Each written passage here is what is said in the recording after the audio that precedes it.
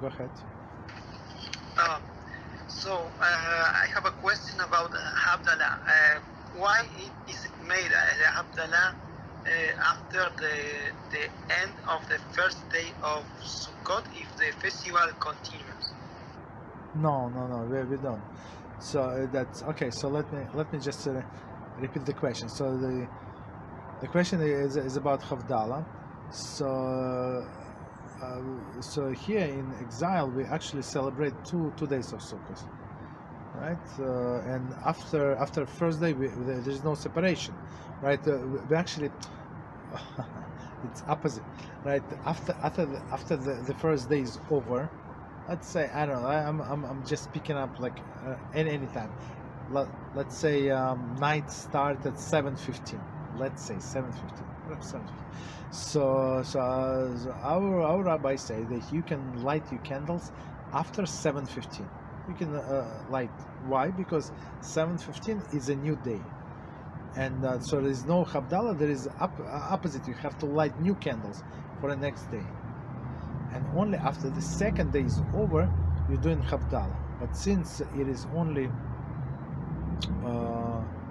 it's not Shabbos, right? It's not Shabbos, so you're making Havdalah only over the cup of wine, or some other beverages, as a beer, or like as we explained, beverage of the country, whatever is important beverage in your country, tea, coffee, orange juice, or whatever we have, even over the milk, right? So you can do the Havdalah. So only on a beverage.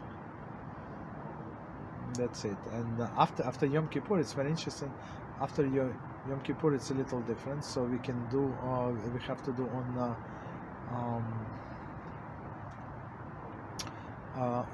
a beverage, which is usually wine or grape juice, and over the light of the fire that was lit before the Yom Kippur.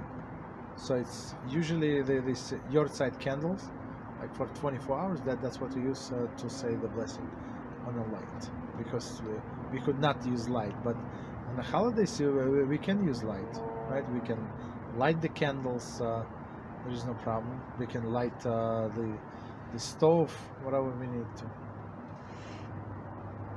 Okay. Any other questions? Why in the Siddur it is said Shabbat Havdalah after Yom Kippur in the end? No. Okay, but okay.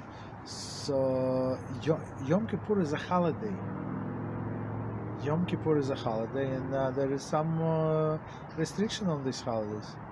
So it's same with other holidays, but you cannot do these 5 extra things. I mean, yeah, you cannot eat and drink, right, on this holiday. But otherwise, it's called holiday. But the Havdalah is the same as the one said on the end of Shabbos? No. Okay, I apologize. You're right. Sorry. In my Siddur, it's no, you're right. Like the same. You skip the first part. You're right. Sorry. So you skip the first part, and you say you start only with blessings. So you say blessings. So all of the introduction, it's only after Shabbos. That's it, right? You start with a blessing. You say blessing on a wine, and on a light if it's Yom Kippur, and then the last paragraph you say. And what if we say separates between the seventh day? Yes, we say yes. Is valid? That's the end of the Havdalah. Yeah, we say it absolutely. So I read somewhere that Yom Kippur is like a Shabbat of Shabbat. I don't know if that's... Yeah. It's I mean it's even stricter than regular Shabbos, because you cannot eat, and you cannot drink, and you cannot do some other things. But otherwise, it is a holiday, and it is a holiday, and yeah. and we say Havdalah after each holiday. So even though the right now is a Chol HaMoed, so Chol HaMoed is like intermediate days, but Chol HaMoed, right? So Moed is a holiday. So Chol HaMoed, so it's like a secular holiday. It's like half a holiday. I'm not sure how to say it. Like semi-holiday. Okay, here we go. Semi-holiday. So those days we try not to work. I mean, our sages said that it's actually forbidden to work unless you're going to lose money. So what is lose money? Like unless you sell something, for example, you're going to lose. So you bought a lot of you have a truck. You bought a truck of tomatoes, right? And you wanted to store in the refrigerator. You hired the whole like huge commercial refrigerator. You put your tomatoes, and this guy calling you and says, you know what? Actually, refrigerator is broken. So unless you sell your tomatoes in the next 3 days, that's it. It's a loss for you, right? So you're planning to sell these tomatoes like after the holidays.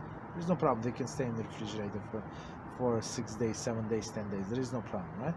But because of this thing, so it's going to be loss. But going to work is not it's not a loss.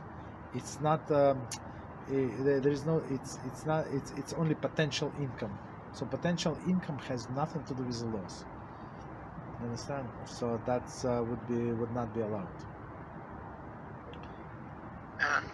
Did Jews during the Roman era return to work after the first day Yom Tov Sukkot? During the Roman era, I mean, whoever